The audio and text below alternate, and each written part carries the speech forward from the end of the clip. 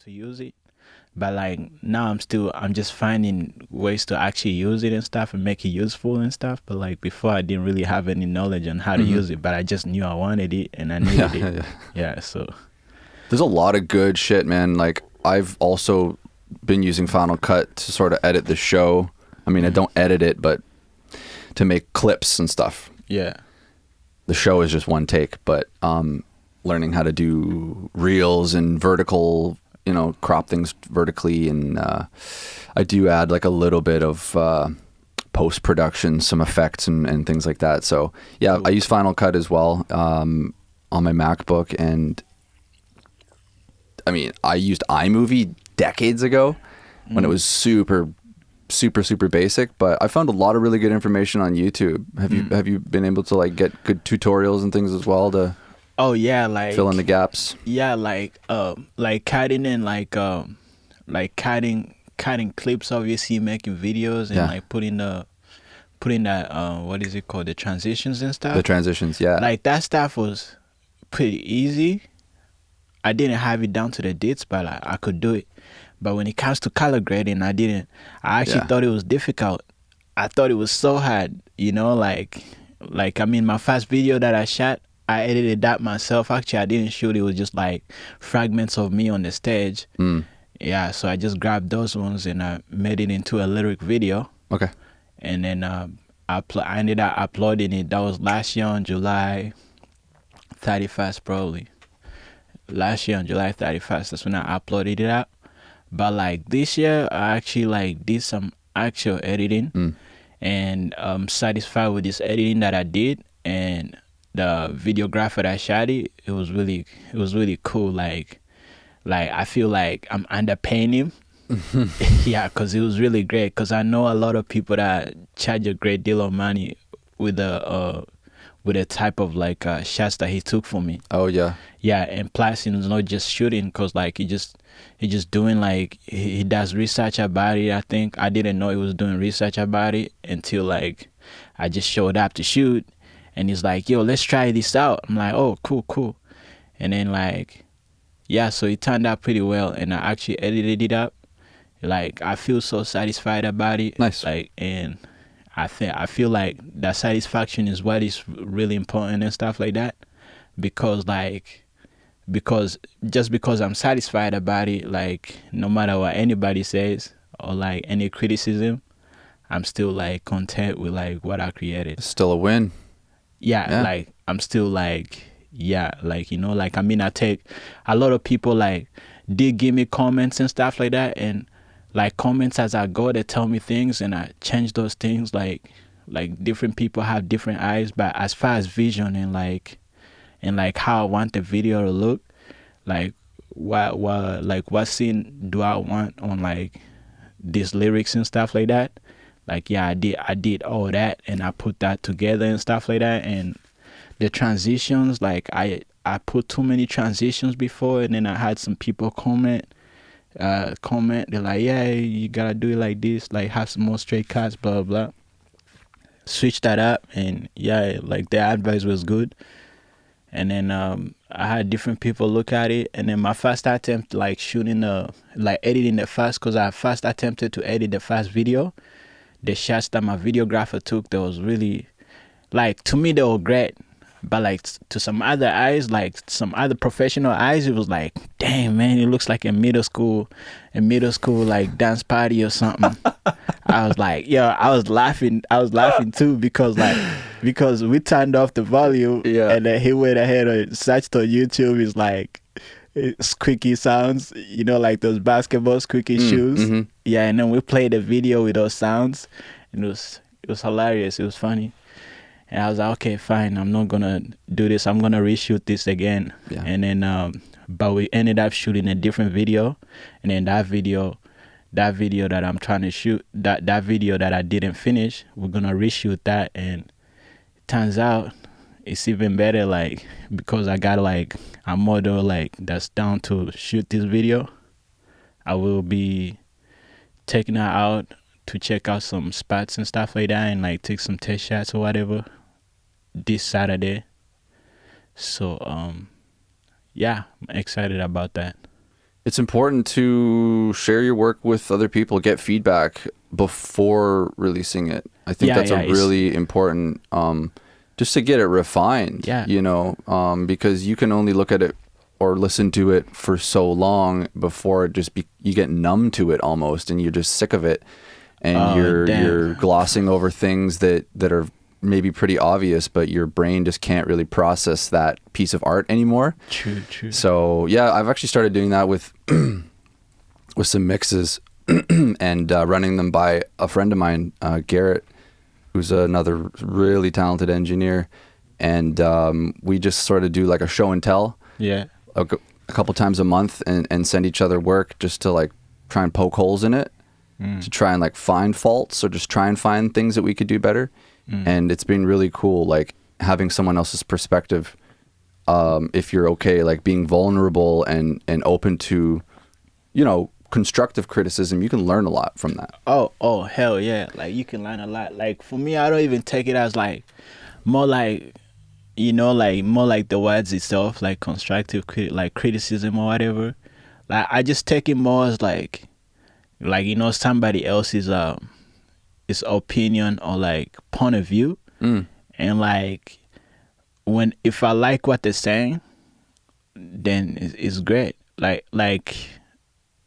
most of the times, like I just have to most of the times I just listen and I'm try those things out, and it's like, damn, it's actually great. Yeah, these guys know what they're talking. Because what I feel like everybody, like when they try to say something about something, is because like they know what they're talking about. So they just they're just talking about like what they know. Yes. And like what they know, I don't know it because I didn't apply it.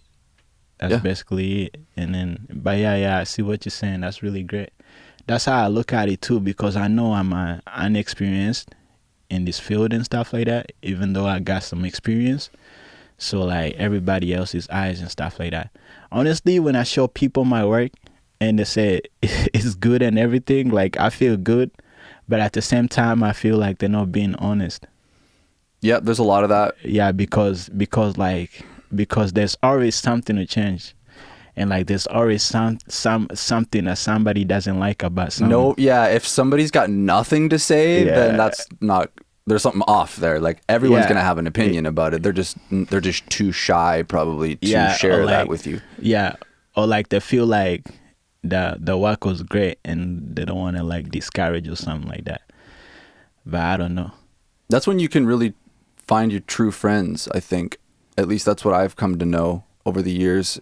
The people that are willing to tell you the truth are your real friends.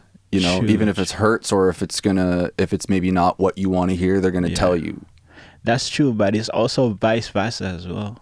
It can also be vice versa because there's some friends that are blunt and then some friends that are nice, like just naturally nice. Mm-hmm. Like, I mean, if they do it intentionally, they'd be like, they see what's wrong and they don't mind sharing it, but then they choose to keep that to themselves. Then like they're not really real friends and stuff like that. But like if they don't choose to share it just because they feel like they might get you discouraged or anything, like anything like that's like any positive reason why they didn't share it, like then they're still your friends and stuff like that, you know? Yeah. But there's also the people that want to that are trying to impress you, that like want something from you. You know, there's actually the more we talk about this, I think it's starting to unpack a lot of different layers. But no, that's you're correct. Just because they're not going to tell you the truth doesn't mean they're not your friend. But I think that the real ones are hard to find, and the people that are willing to tell you the truth, like those are the valuable friends that you want to keep. What I was getting at a second ago was the people that are, when you start to gain maybe some momentum or some fame, and they call them yes men, just like the people that are sort of latching on and just saying yes to everything you do, agreeing with you and just like hanging on and just like in The Fifth Element, those dudes that hang around Chris Tucker the whole movie, and they're just like every time he does something, they just think he's. Have you seen The Fifth Element? I think I did. Oh, it's amazing. But they're just like, they're like his little fans everywhere he goes, and anything he does, they praise him and they say, yes, you're amazing, you're beautiful. And he thinks that he's crap, but they're always telling him no, praising him. those yes men types. You got to be afraid of those, or aware of those as well. Oh yeah, I see what you're saying. The yes mans. I mean, like,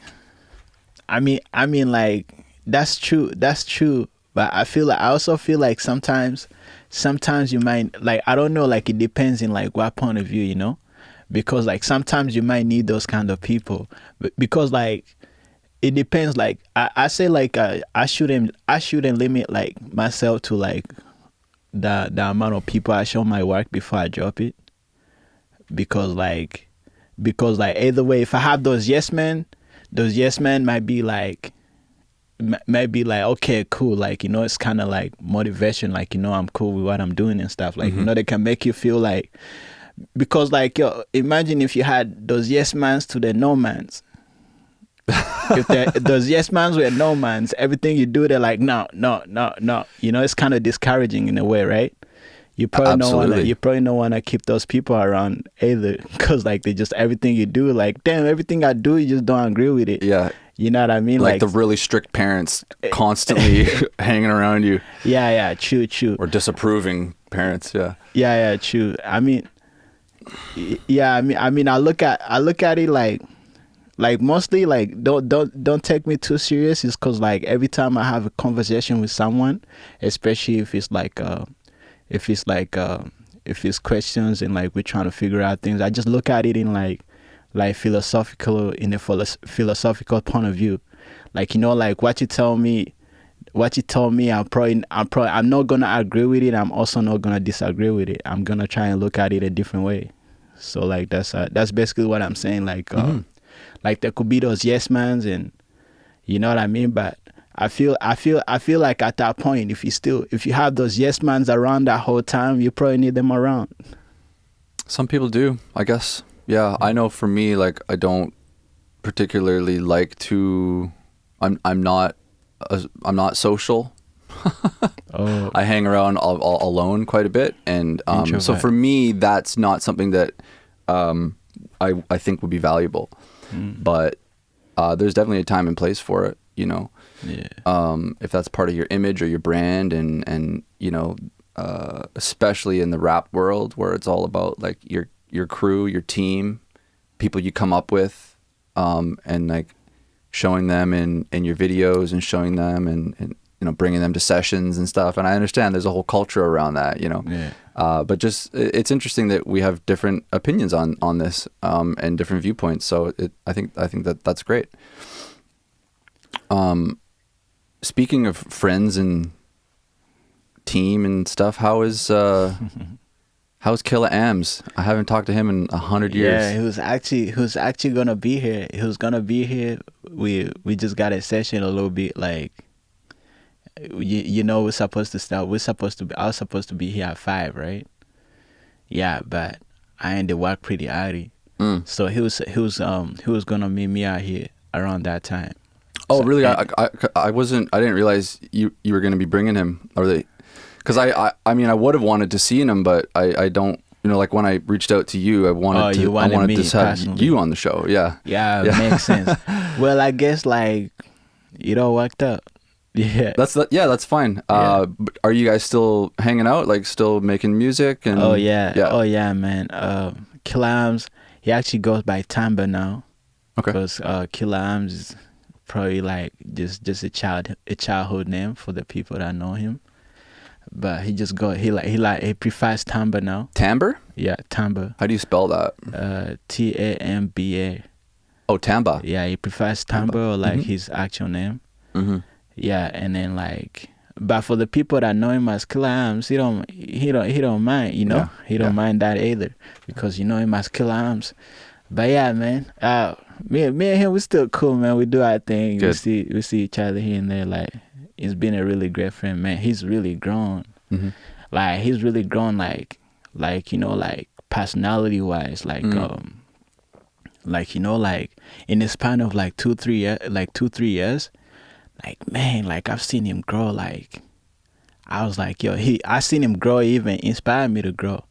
Like I have read, like I'm not, like I have read, like I have like a self knowledge, but like it's only knowledge that I learned by myself and type of thing, through the things that to the things that I go through. Sure. And then I also have like books that I want to read but never read them and stuff like that. Yeah. But yeah, I've seen him like grow, and he's like, yeah, man, like it's these books, you know, like. Oh, he's reading a lot. So he inspired me to read some books. Nice. You know? So like, just recently I started reading some books because of him. So yeah, he's really grown a lot, man. Books are incredible. I remember looking back on my career, like before I started engineering for other people, and I was still rapping quite a bit and making my own music, and the times when I was the most inspired and I had the most to say and the lyrics were pouring out of the pen was when I was reading books. Oh yeah, true. Makes sense because you get, like, you know, I think like you expand the vocabulary, you get more like words and stuff like that, get more rhymes and get more like point of views from different people. Just opening your brain. Yeah, but the vocabulary thing's huge. Yeah, that's absolutely. huge, yeah. Like words that I'd never seen, and oh, that'd be a dope name for a song title, even, or whatever. It might be just a theme or Because I feel like in hip hop and stuff like that, music and stuff like that, we have so much of the same words and the same rhymes. Yeah. So yeah, like I feel like yeah, like every time I rhyme, I just want to get a different rhyme and stuff like that. I mean, there are songs that just come up. There's songs that just come about in a sort of feeling, so you just go with them and stuff like that. But like, if you have more, like if I have more words, like a different word that I can put that represents that is the same as the other word, I'll try to do that other word and stuff like that. But it's kind of the same. It's like that, bro, yo, go, slow, ball, you know, tall, like, you know, those kind of words have been used for so long, and then I feel like using some different terms for the same words is like would be pretty cool. And it's stuff. important. There's value in that. Not only words, but subject matter, you know, and topics. How many rap songs are about, you know, money, bitches, girls, and cars and money, and how many country songs are about, you know, life itself. Yeah. Empty whiskey bottle in the bar and some girl in jean shorts, you know. But that's that, you know, there's a market, there's a place for that. Those songs sell, people continue to make them. But there's always room for pushing boundaries and expanding that and most taking things to a new level. Most definitely. I feel like that's also like that ties in within growth. So like it's more like if you grow like basically like as teenagers, or like I'll just pick up on myself as a teenager, or like in my adolescent years and stuff like that. I don't even know if I'm still in those years. but yeah, like I feel like around that age and stuff like that, that's what we're seen as cool and attractive and stuff like that, you know what I mean? So a lot of rappers around, that's why most rappers blow up around their 25, 26, 7 and 8, because they're still around like that age, and they're still like having that type of lifestyle and stuff like that. Right. And then it influences the younger guys. So like the ones that are still in high school and stuff like that. That's where like most of their fans are. It's like high school students and like, you know, around like that age and stuff like that, because that's what we're into around that kind of age and stuff like that. So I feel like as a rapper to grow, then he just needs to grow himself. And then like, for example, that one video of like, I think it was that concert that Drake and Lil Baby and all that concert and stuff like that. They had Chief Keef on stage, and he wasn't trying to rap that song, the Finito song. I didn't hear about that. Oh yeah, he was not trying to rap it. Like he was just going, like, you know what I mean? He was not trying to rap it, but you know, that's also, you know, I feel like he just felt like it was grown for that. Like, you know what I mean? Like, cause he's so grown now, like mentally and stuff like that, that he just on the stage and he's rapping about like people are going crazy for that song, but like he just doesn't feel it. he doesn't feel it like he used to, you know, like he just looking at that bunch of words that he said before. I don't know what he was feeling, but that's just my that's just what I think about that scenario. So I feel like we just grow, like just growing in general is what like allows you to like allows an artist to like rap about different things and stuff like that, because me starting to read and do more research and stuff like that has also swayed me into like making some different type of music, like no, like different type of music, like music that's more like like life itself and stuff like that. And I don't want to say too much, because I haven't learned what I'm planning to learn. I haven't and what I'm planning to rap about in the future. But I do have some songs that I planning to drop, and they're also way different from the songs that I have out already. And it's different, like there's no way too way different. The style is the same and stuff like that, but like it's just different topics. Yeah, and that's why I tied that into growth and stuff like that, because like I feel grown and stuff like that now. Like rapping about certain things doesn't feel the same. And like the songs that I'm putting out, not gonna lie, the songs that I'm putting out right now to the growth level that I'm on right now, they still don't feel like I still don't feel like, yo man, like yo, like I should be, you know what I mean, like, but like it's already done. I already done those songs, and I want to put those songs out there for share them with the world and stuff like that, because like that's all my life, it's part of my life, and I want to put it out there. And then when I make the other songs, put them out there too, yeah, you'll be able to see like how much growth I've been going through and stuff like that. It's good. I mean, look at someone like Jay-Z. Like Jay-Z, yeah, made an album, like he's in his, or Nas even, still he put an album a year for the last 4 years, and he's got to be 50 soon. That's that longevity, incredible. I'm not listening to all the lyrics in these songs to see like what it's about, but just the fact that they can still grow as human beings and still create art that is connecting to other people for decades. Like not just 10 years, but like decades. That's remarkable to me. And that's that's crazy. It's crazy. Also engineers. There's a handful of engineers that have been around for 10, 20, maybe 30 years that were mixing records in the 80s that are still mixing records now and have learned to evolve with the times and evolve their sound and adapt. That's the word crazy. I was looking for. To be able to adapt and continue to be yourself, but make music that people can relate to and still be true to yourself, true to your story. So that's so great to hear that you feel that you're making that type of progress. Yeah. Like, I mean, I don't feel it in a process when I'm doing it, but like just looking back and like listening to all my tracks, like when I'm doing the music, I don't feel it. But like when it's done and I play it 1,000 times, 2,000 times, maybe, I don't know. Like, you know what I mean? And then go back to the stuff that I played before, because I don't normally go back to the stuff that I done before.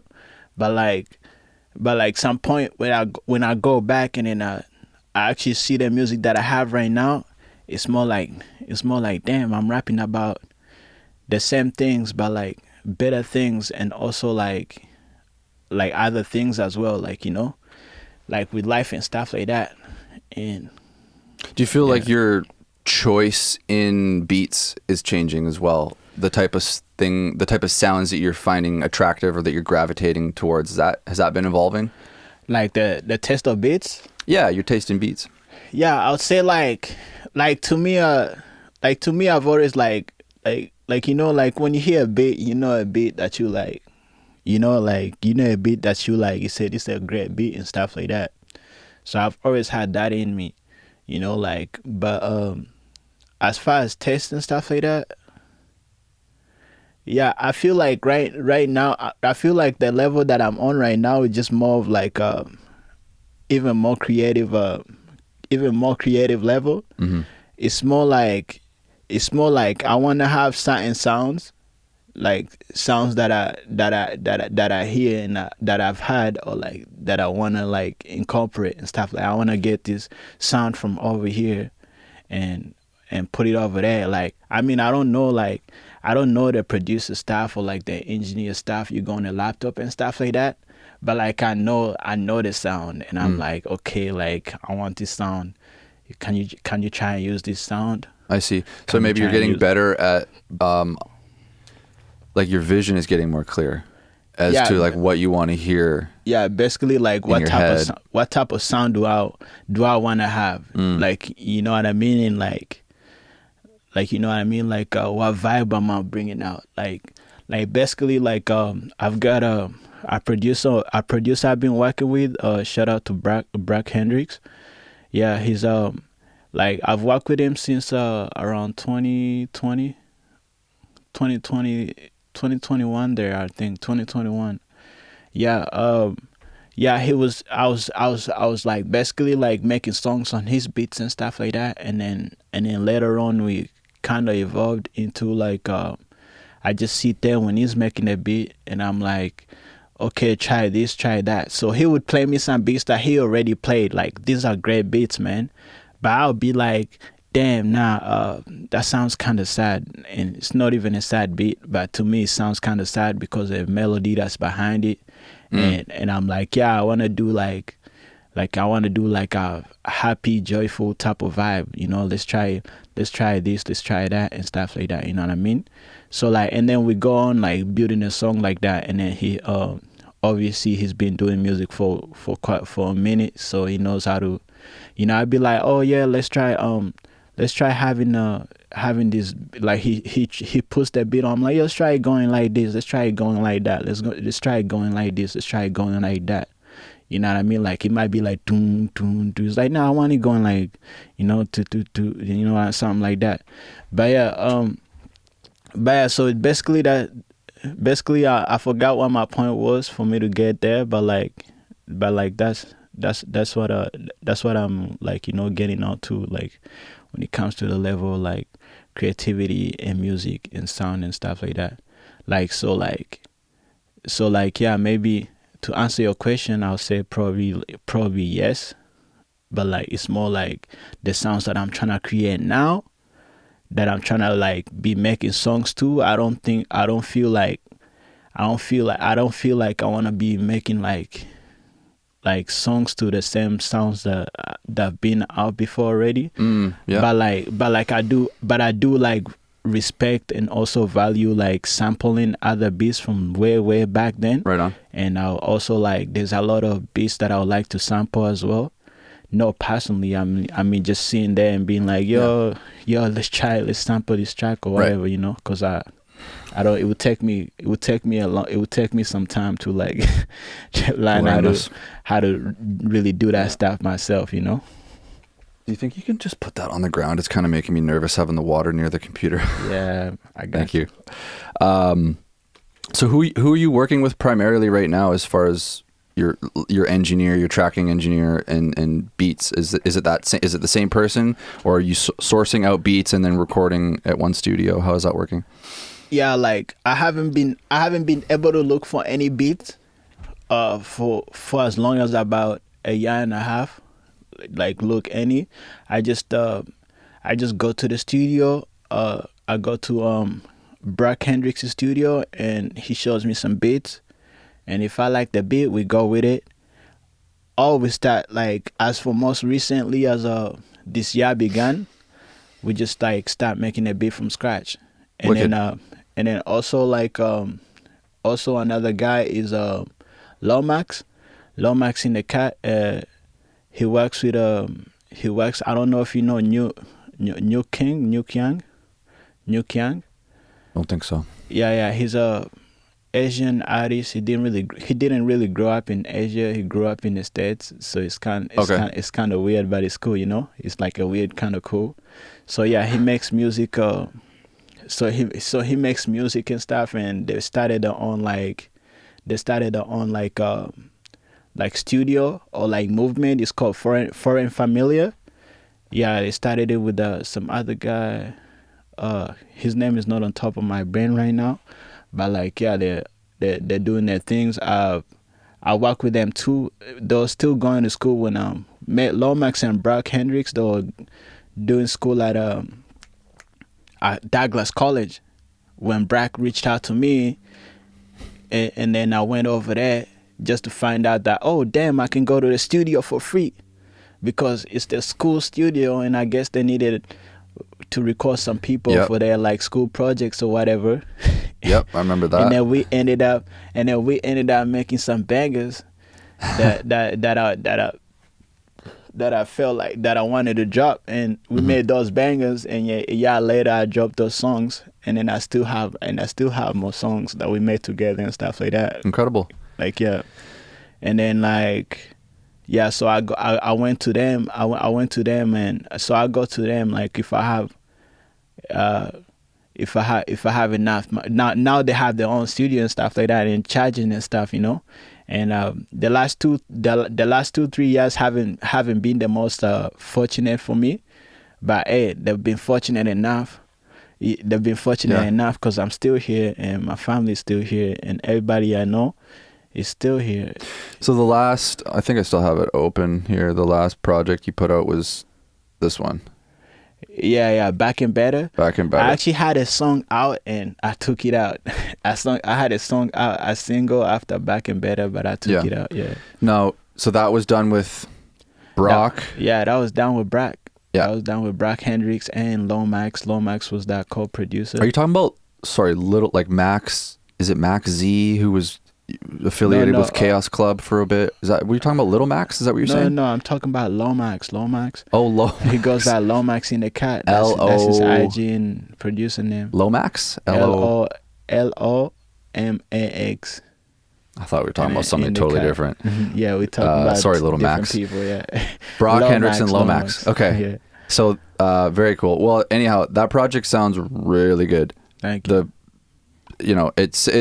Like I said, all day I've been listening to your catalog, and I went back to the earliest stuff that you've got released on Apple Music, and by no means is the early stuff bad or rusty, but the newest project sounds the most cohesive. Yeah, I appreciate you. Like it's all put together. It's got a cohesive sound. You can tell you worked with one, engineer, and it's really polished. So well done. Yeah, thank you. Yeah, that's all Brock Hendricks, man. That's Brock Hendricks. That's his beats.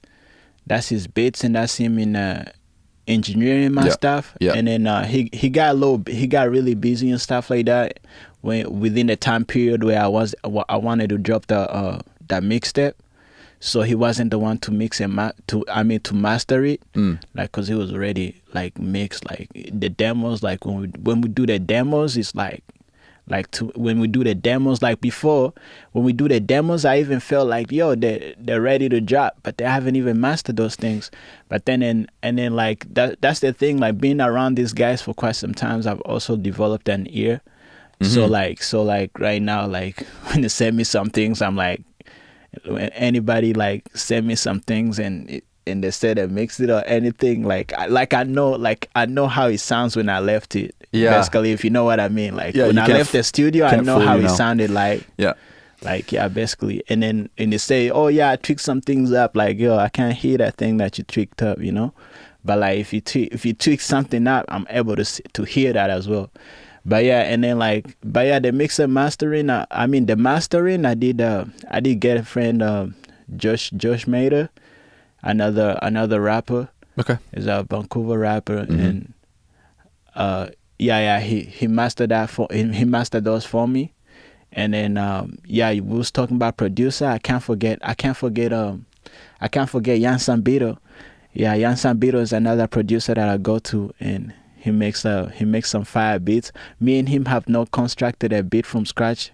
Actually, we have, but we didn't finish it, and we still have a song in a demo and stuff like that as a demo with a beat as well. But like for his beats, I've made 2 songs on his beats. Nice.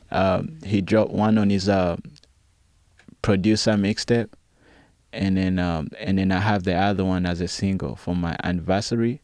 Every July 31st is my anniversary since I put out my first music out there. Okay. Yeah. Yeah, so my first music I put out there was on July 31st in 2020. So like yeah, I put that single out on July 31st of 2021 or 2022, I'm not quite sure. But like yeah, that's what I did for the anniversary, and yeah, it was pretty dope. That single actually like from all the songs out there, I feel like that song is the one that catches me the most. I mean, I love them all, but like that one is pretty dope. Yeah. Yeah.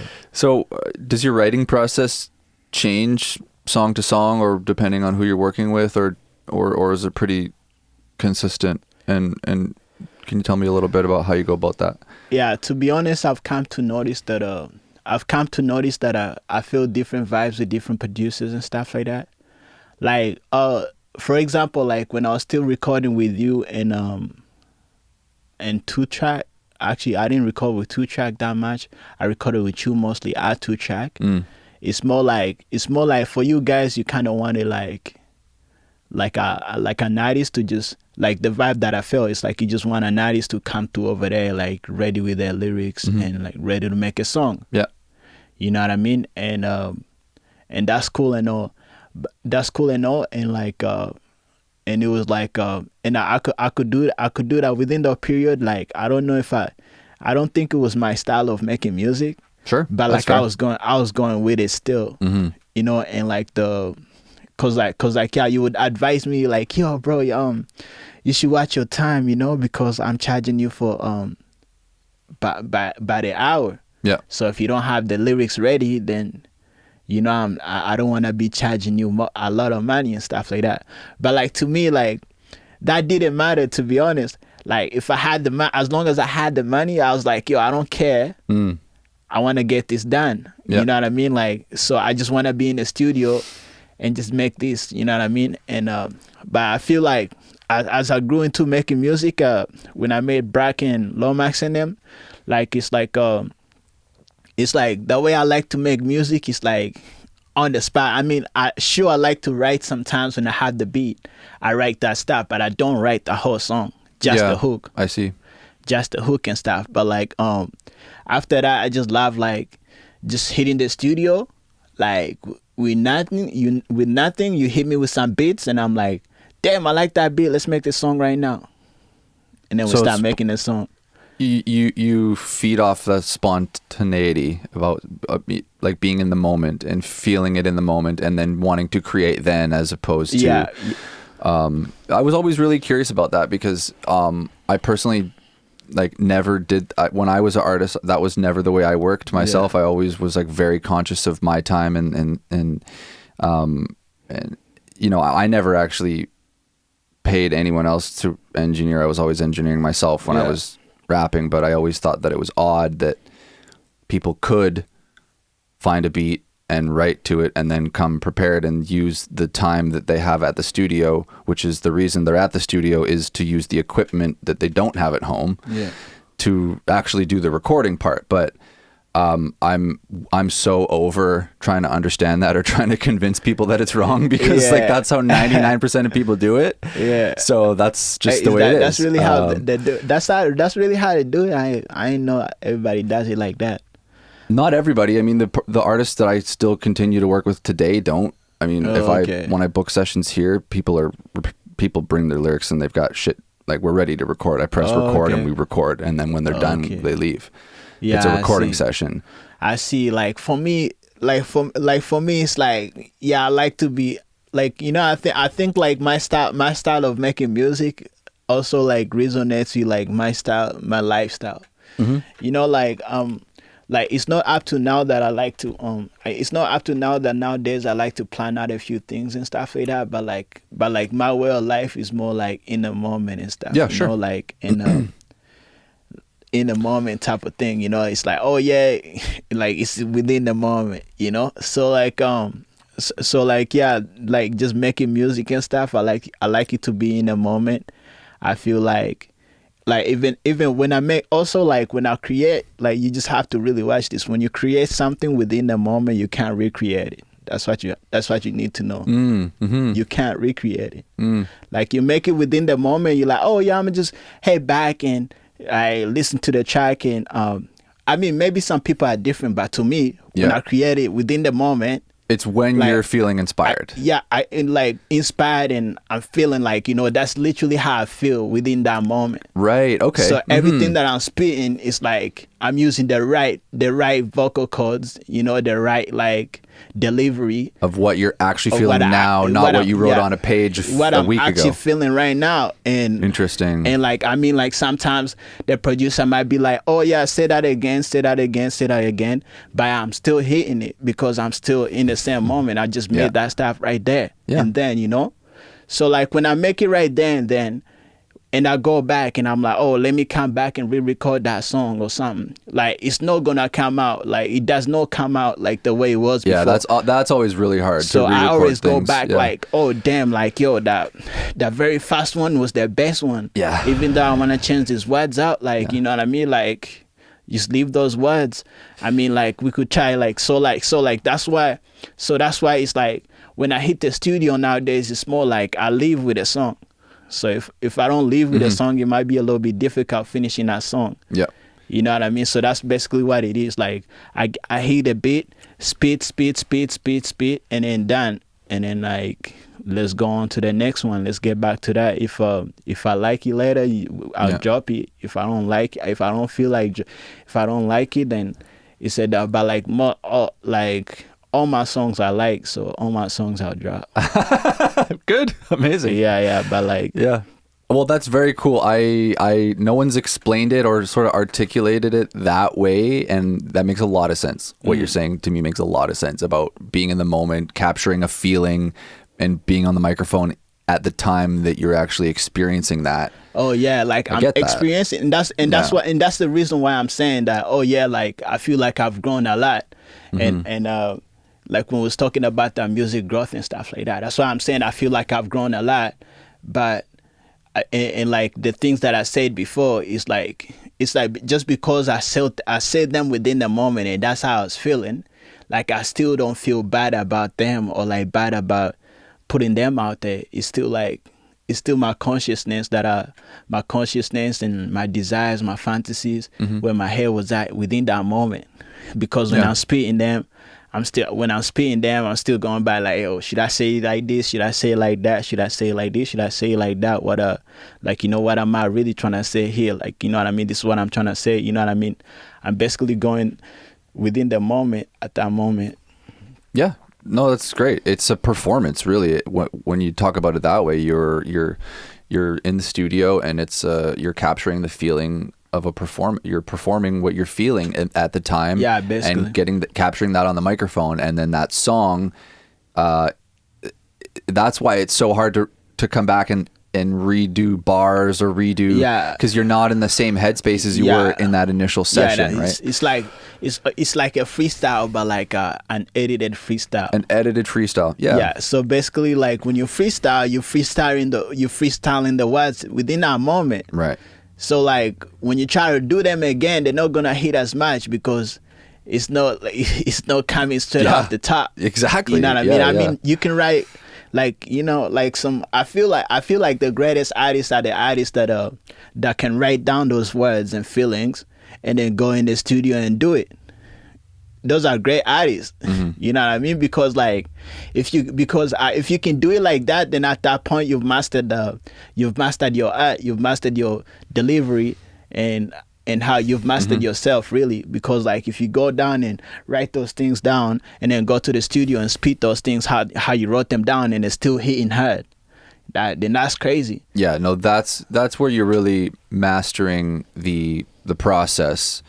And, you know, some people, I've talked about this every single episode of the entire podcast, I think at this point, but how your voice is an instrument. And if you treat it that way and you learn it and you master it and refine it, then you can do that where you come back 2, 3, 4 days later, a week, month later, and nail your tone and be like, okay, that I can re-record these bars, or I can recreate this, but it takes time. It's definitely an instrument. Yeah, it's definitely an instrument, because you can't learn an instrument.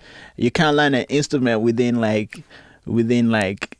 session, days or sessions and stuff like that. You know, you have to take time to really learn that instrument and take time and learn that instrument. So you know, make a lot of mistakes with it. Yeah, it's definitely an instrument. Yeah, I can see. I'm glad that you say that, because that's motivating me to you know, try and like do some things. I mean, I do sing a lot, not gonna lie. Like I do sing a lot, like especially like my favorite, like if I have a favorite song, like I'm gonna wanna master it. Every time I hear it, I just wanna hit that note exactly how that artist hit it. You know what I mean? But like I see what it is. But like going into the studio and trying to hit that note, sometimes I'm most actually in most cases, some of my songs that I have out, and like all of my songs that I have out, or even the songs that I make right now, like when people hear them, some people be like, oh yo, you sound like this guy, you sound like this guy, you sound like that guy.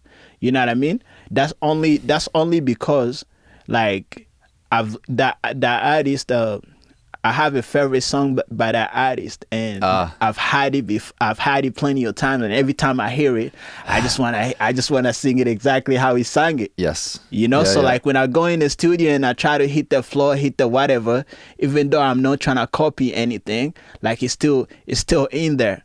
So like the growth that I'm talking about, it's just me being like the best artist I can be. Just me having to tune in into like that instrument that you're talking about, which is like my voice. Yep. Like, so if I can tune into my voice and have my own voice, like my actual voice, and then use that, then like I don't want to have like then nobody can be like, yo, you sound like this artist or that artist or that artist. Yeah, you can just be, you see what I'm saying? Uniquely it's straight up like uniquely me, because this is something that I've been thinking about, because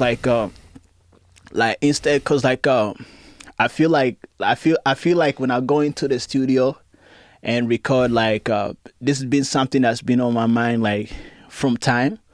I feel like when I go into the studio, and like obviously the producer's job is to make everything sounds good and stuff like that, but I feel like when I go to the studio, sometimes some producers just want me to hit like things like a certain way, like, you know, in the way that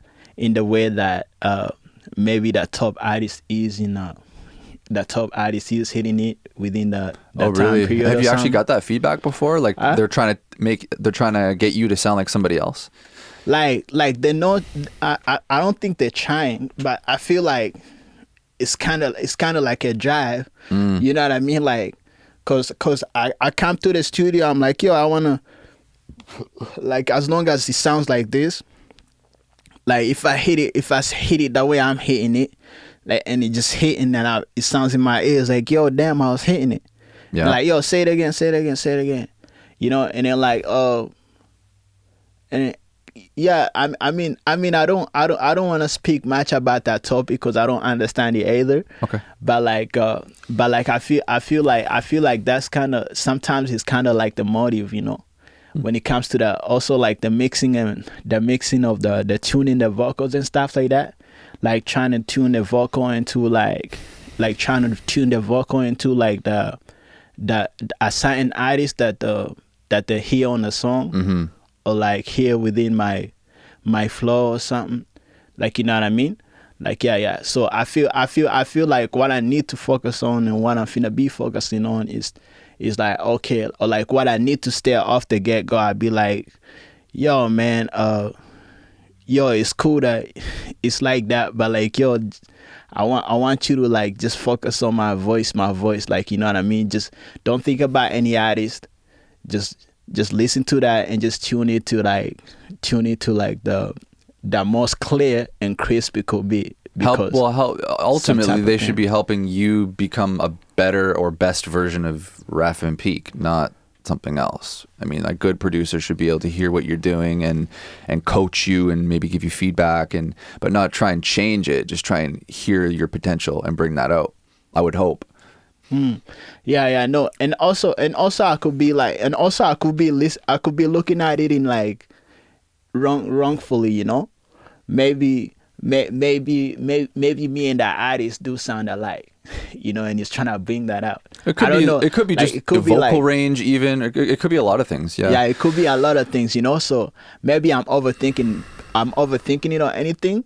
But just for me, I think like that's something I need to do. I need to make sure that I need to just tell that producer that, like, yo, let's, because I feel like that's kind of like my job too, to be like, yo, I wanna do this, because as of late, I feel like lately, I feel like I haven't been addressing that. But before I used to be like, yo, man, I like the way it sounds. Let's keep going. I like the way it sounds. Let's keep going. Well, you know, be in charge. Yeah, that's what I'm talking about. As the artist, you're in charge. You're the artist is the king or queen of the session, and the engineer is there to support them. Engineer producer is there to support them to the best of their ability. If you've got an engineer that's stepping on your toes and trying to tell you to do stuff that you're not comfortable with and trying to change what you're doing, run. Like, get a new engineer ASAP. No cut.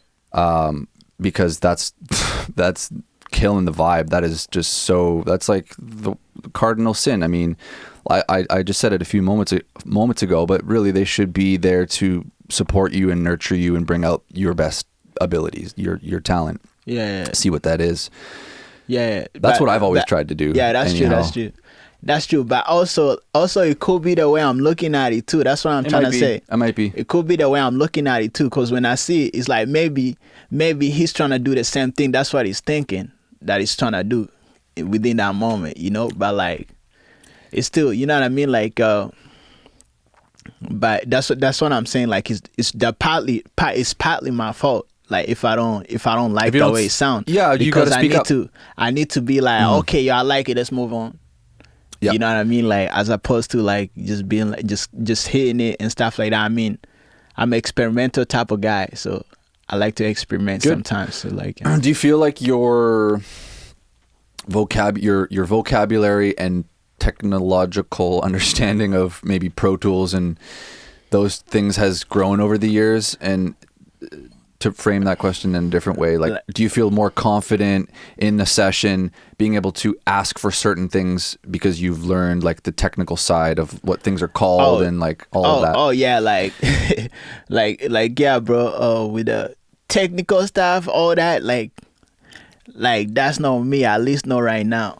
You know what I mean? Like, I can't like, you know, I won't be like, I'll be like, I know the term reverb. You know, like, oh, it's reverb. But trust me, I don't know what that do. You know what I mean? I know the term EQ. Great. You know, but I don't know what that do. But sometimes I'll be like, yo, like I've never been like, oh, yo, add reverb. But I've called myself, I don't know if I said EQ with a little bit. I don't know. Like, I don't think I said any of those terms. Nah, because I don't know what that means. Even though they say, oh, I'm gonna add reverb, and I see him doing reverb and stuff like that. I don't know what I do, but I can explain. But I can try and explain like what sound or like what environment I'm talking about. You know, I can be like, yo, man, like, make it sound like I'm in a hall, like a big ass hall, like, you know, like like a big ass building or something, and like, you know, and I'm just yelling and there's nobody in the room. You know, so I guess that would be reverb. So you see what I'm saying? So I know how to explain it and be like, yo, man, like, make my voice wider. You know, I'd be like, yo, make it wider and stuff. You know, sometimes a producer might not know what I'm talking about. Like, what do you mean make it wider? You know what I mean? But well, that's why I ask, because I've been in that situation many, many times over the years where the artist was trying to get a point across or explain something to me, but didn't have the terminology. Yeah, that artist was probably me, because that's a problem for me, bro. Like trying to like say like the right words of what I want the producer to do. Well, it's valuable, and I think I know one thing that I always tried to do when I was in sessions was, if I was mixing actively while the session was progressing, I'd have the artist come and sit next to me, and I would explain to them what I was doing, and oh, this is what I'm doing to your voice. This is what this plugin is called. This is what it looks like. This is what it does. Turn it on and off. Do you hear the difference before and after? Do you understand what it's doing? And artist that comes to the top of my head is Juju, who I worked with a lot over the years, and he learned the terminology really quick because he sat down next to me in front of Pro Tools while we were mixing, and I kind of explained as we were going along, and he picked up really quick, and that was great because in future sessions, he had the words right away, he had the terminology, and he just knew exactly, like, I want to hear this, boom, and he had the word for it, or even down to sometimes the plugins that we were using. It was really specific. So we had a formula that was super efficient, but because I took the time to show him, and I wasn't shy about having him just watch me, Yeah, you know what? That's hella dope. That's hella dope. You know what that means? I think that means like the artist that you was working with, that person has the eye for that kind of stuff, or like that brain for that kind of stuff. That's great and all, like, you can show it and stuff like that. You're like, oh, this is what I'm doing. Mm-hmm. Like, over time, obviously it's gonna work and stuff like that. But for an artist like me, I'm gonna stand over there and like what you show me, but to me it's like I'm not saying, I'm not gonna say it or I'm not gonna feel it or anything. but to me, I'm not gonna care about that kind of stuff. I'm just gonna be like, yo, just make it sound how I wanna how I want it to sound. You know what I mean? Like in my head, like I'm like okay, cool, yo. You know what I mean? Like I just wanna get past that point because I'm already like, I've already spat what I spat. Like basically I sang what I sang, rapped what I rapped. Now I just want the vocals to be like to be as crisp as possible. Now we're just chilling over here, like, you know what I mean? Like, okay, cool. Like to me, like, you know what I mean? I mean, it's different because I don't have that. Like, I mean, I can't say I don't. Because I plan to notice things and stuff like that. You know what I mean? But within that moment or anything, it's more like my interest does not lie there right now. Right. You can't. I understand what you're saying. Yeah.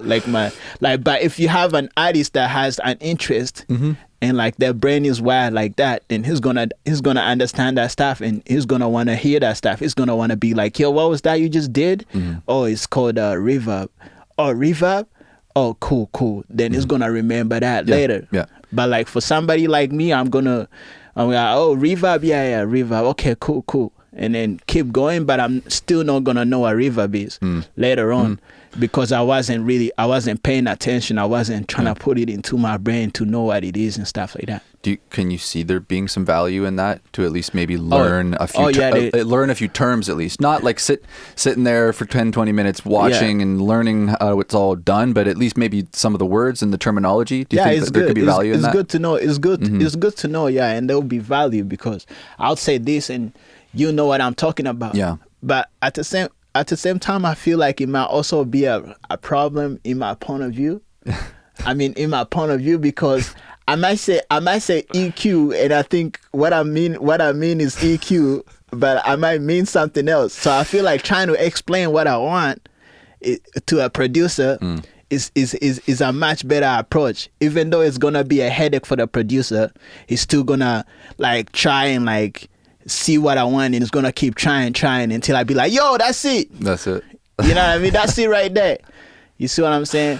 But like understanding those words is still like, it's still value. I get that because I've been watching like the producers do it and stuff like that, and I've been able to pick up on a few words here and there, but I still, even though I don't know what that means and stuff like that, so like now I know like reverb means like, like when I'm in a thing, when I'm in an empty space and I'm yelling and there's nobody there, and you know what I mean. So now I know what that means. Because those are the reverb, EQ. Those are kind of the more basic fundamentals. I mean, would you know what it meant if something sounded too compressed? Would you be, or if it needed more compression? If it was really compression, I'll know what compression. I'll know what compression is. Because like compressor is really important too.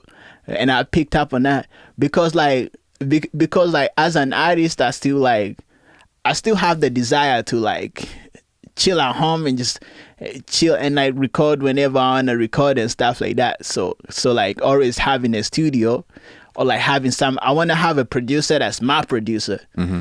Type of deal, like my producer, I'm like, as in like, I'm like, yo bro, like I want to record, man. It's like, yeah, let's record.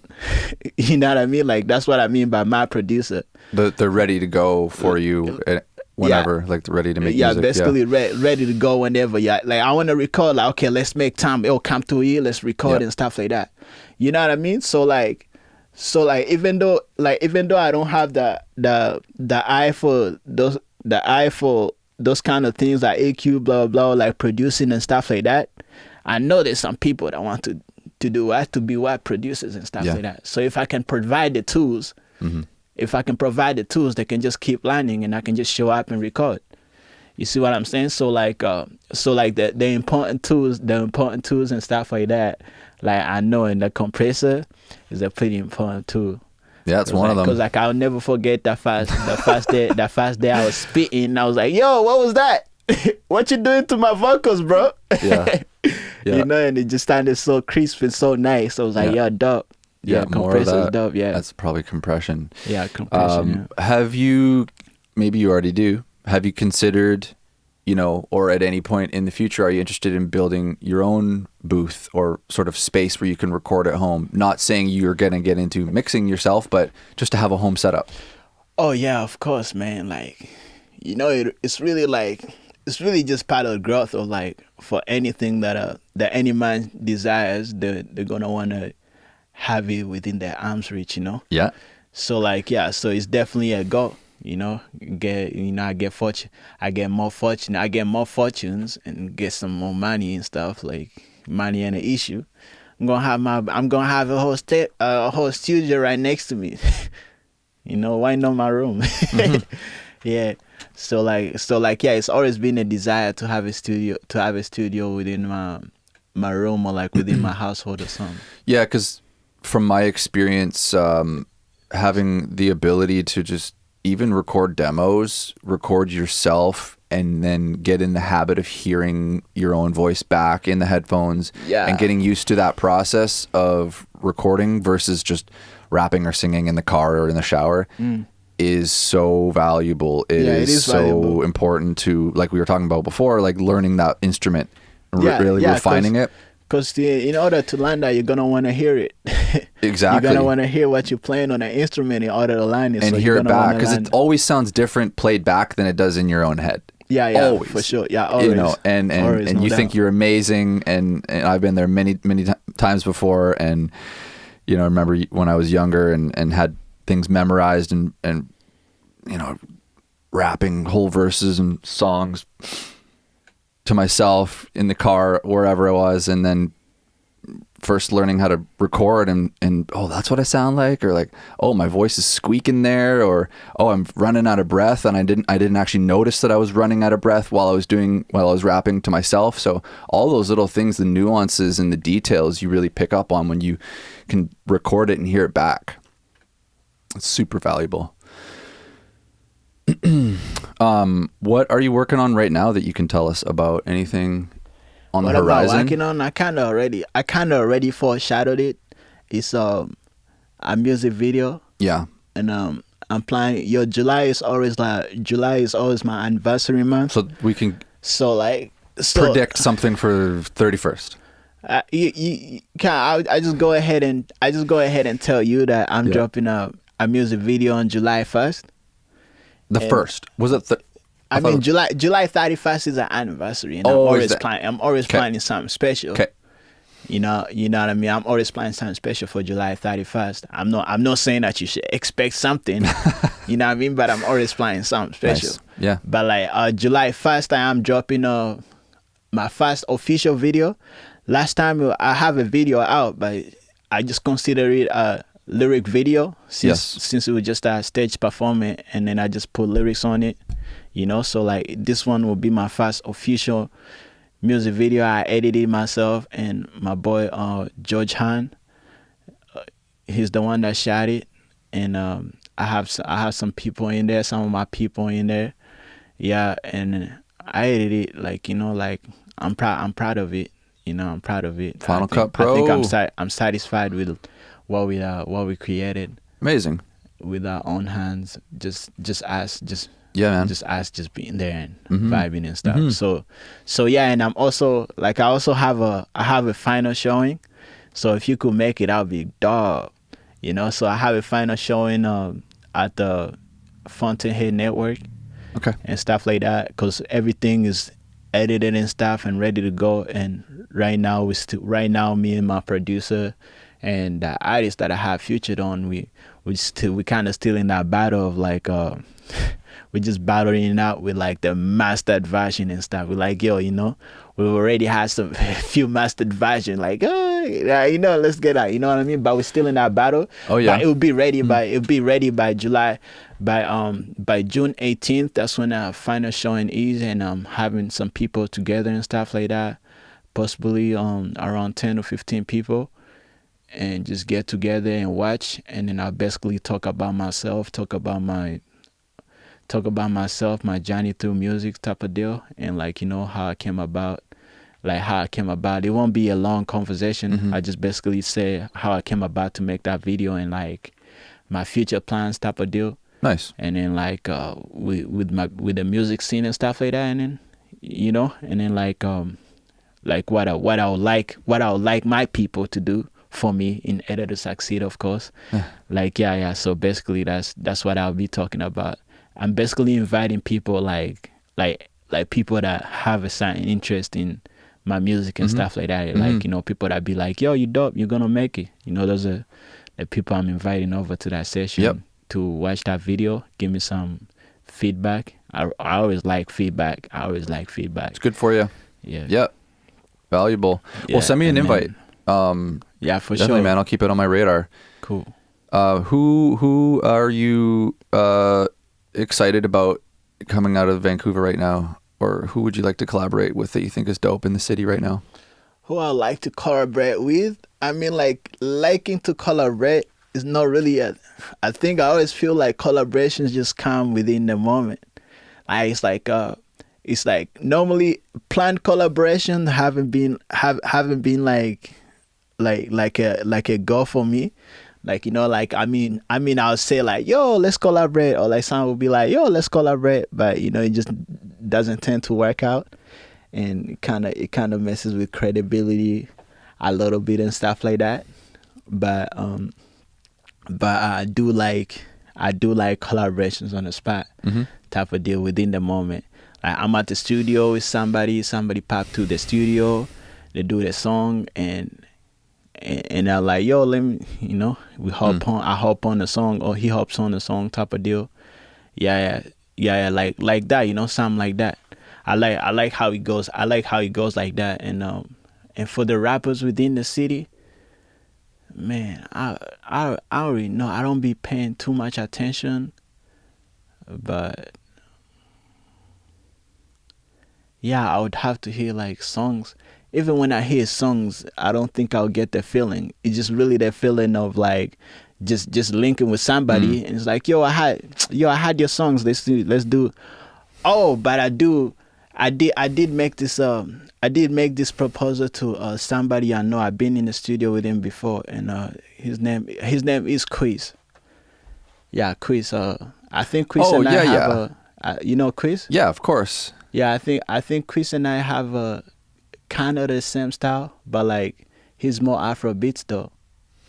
Yeah, lately. So I think but he does other things too. Yeah, he does other songs too. Yeah, so I think we like kind of on the same wave. I would love to see that. So I think, you and Chris, So I think me and Chris on the track would be dope.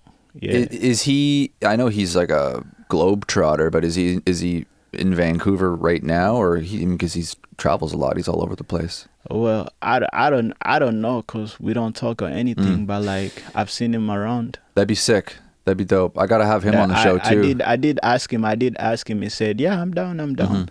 But you know what I'm saying. It just has to be within the moment. It's not like, oh, yo, I'm going to the. It's just gonna be. It'll be in the moment.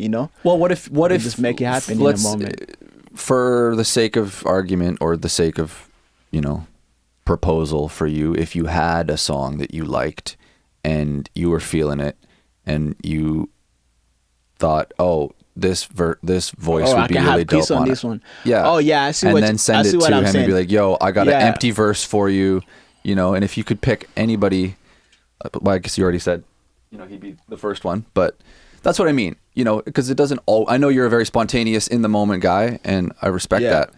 But if you could, think of anyone, I'd like to, this person's dope. I always wanted to have both of our voices on one song, Yeah, it would be that song. It would be that song. It would be a song that I go to the studio to make, and then I'm not able to make it. I'm like, yo, what should I put on this verse? Yo, what should I put on? Man, fuck it. Let's go to the next one. Yeah. So and then later on I'll hear it and be like, and maybe hear maybe get a hint or see the pass and be like, yo, you know what? This guy will do on the track. So it will have to be one of those moments. Yes. But I know I'll have one of those tracks coming. When I'm in the studio, I haven't recorded for we try to recreate the VANCITY Entrepreneur song. That's the video that I'm trying to drop on July 1st. The original version was the best version because it was in a moment. Yep. And then the stems got lost, and then I try to recreate that. You know what I mean? The stems for the beat or the vocals? Hard, What stems did you lose? The vocals. Oh fuck. Yeah, the vocals. So we try to recreate that. We recreated that, and you know what I mean. We just going through the phase of mixing and mastering and tuning the vocals and stuff, trying to get it right. And I'm pretty sure we get past that. But if we don't get past it, the original version still sounds dope. Yeah. So either way, it will still be a win-win. Yeah. Even though some time was lost within some time and money was lost within the process. But what were we even talking about? Oh, collaboration. Yeah. Yeah, we was talking about collaboration. And then you were talking about the video, and then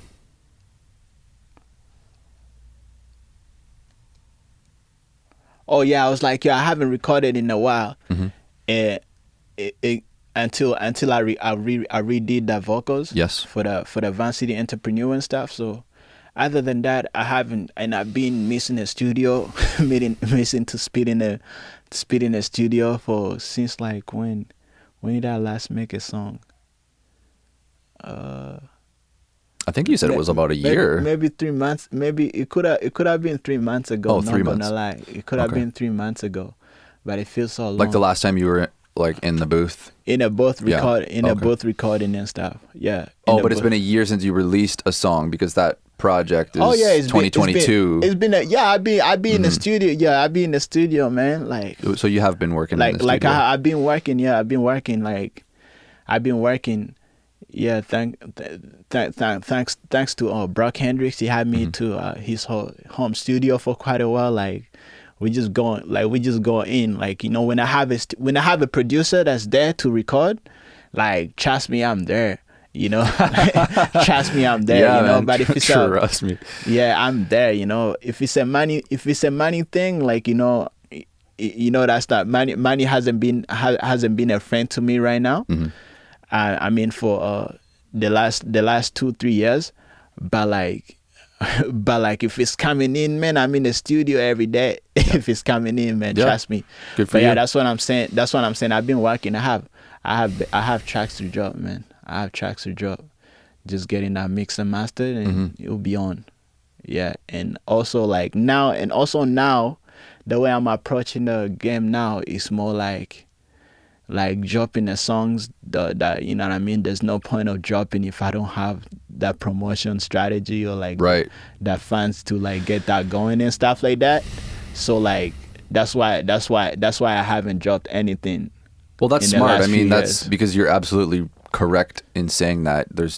If you put it out without a plan, it just blows in the wind and disappears. And because I do have some. I have some good projects, man. I don't care what anybody. I mean, anybody can say anything, and I like to hear comments and whatever and stuff like that. But in my eyes, like the projects that I've done, in my eyes, I already know I've grown so much within the music, and anybody that can listen to my music will be able to see that, will be able to feel that what I'm rapping about or singing about is really like, is really who I am and stuff like that, and it's really done well. Like, even though when I go back and listen to it, because I'm growing, I'm adapting and stuff like that, I can go back and like see mistakes and see like, okay, like this was not done right, and I'm finna make sure like it's better on the next one and stuff like that. But I still feel like, yeah, those projects are dope. Those are dope projects. I feel like those are projects. I feel like I have projects that can hit the Billboard, the top 50, top 10, top 15, or top 100 or whatever. Those projects can really hit it. Yeah, it really gets down on promotion, and you know what I mean. If the dice is not there, you got make sure you got the dice. Yeah, so like that's what I'm saying. That's what I'm saying. Those projects are already out there, and now I have like projects that I'm trying to drop and stuff like that. Yeah, but I'm not dropping projects till like the thing. Yeah, well, until you got your plan figured out. That's smart. Like, that's good for you, man. Yeah, that's the way to do it. Yeah, I mean, and hang on to it. It requires a lot of patience, because I'm sure you're excited as hell for everyone to hear it. A lot of patience, man. It's been. Oh, I guess you can kind of see the pattern. You can kind of see a pattern a little bit, like from the first year I dropped. It almost like I drop in like the same periods of time, like within July and then March and stuff like that. Yeah, within the same period of time and stuff. Yeah, but like, if I have it my way, you'll be getting a record every day. Well, yeah. One day when you keep working at it and get your formula, get your team, get your money right, all those things, and you can, putting out a song a month. I don't doubt it for a second. You got to tell me how you got your name.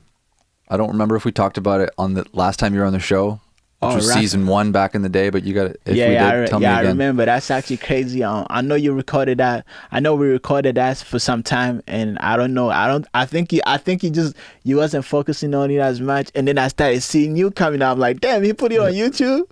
Yeah. Damn, he put it everywhere now. Like, okay, cool. Mm-hmm. Yeah, I was like, it was dope, because when I search myself out, I like to search myself. I search myself out a lot, trying to see like how I look when people search me up and stuff, and what can I change and stuff like that.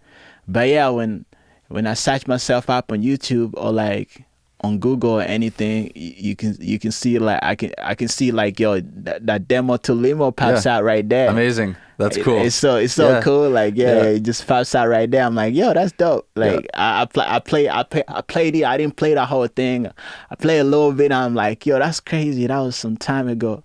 It's cool to go back, man, and I'm proud of those. I'm glad that I did those, like those early ones in 2018. And that's dope. Some of those early episodes. And that was before podcast was really a thing. I was doing it in my home studio. I wasn't even doing it out of Studio B, and that was like season 1, man. And home studio. I remember that. We came to my crib. And we took that picture. With actually the partner that I'm working with right now with a spiffy window cleaning. Yeah.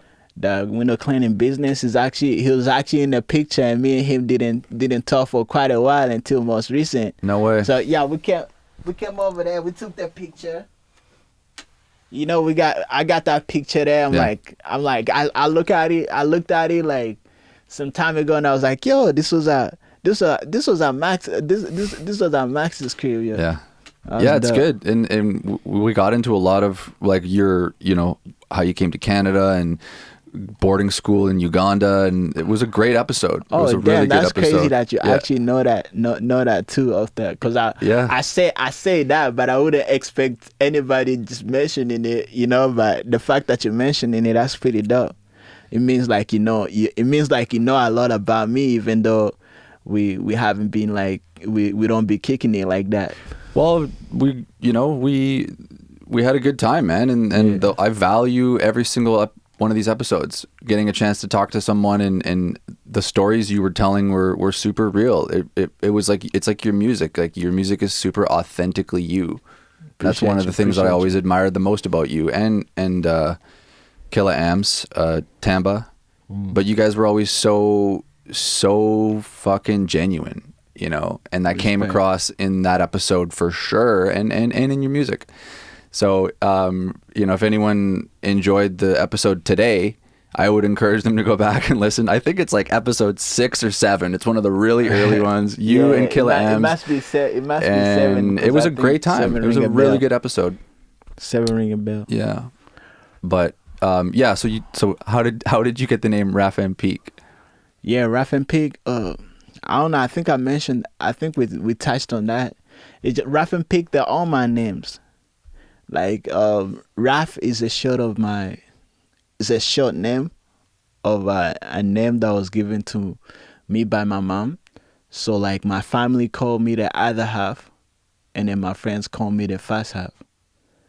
And then M, it just simply stands for Moses. Right. Okay. Or it might stand for whatever I might wanna make it stand for in the future or anything. But like, yeah, it is that by originary, and like it's gonna be like this for time. It just stands for Moses.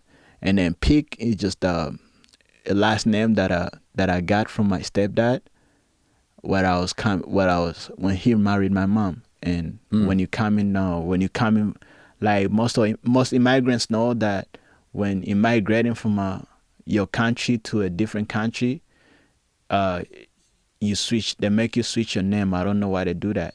I don't know whether they make you switch it or like the person, or like it's voluntarily or anything, but like, yeah, they switch your names up.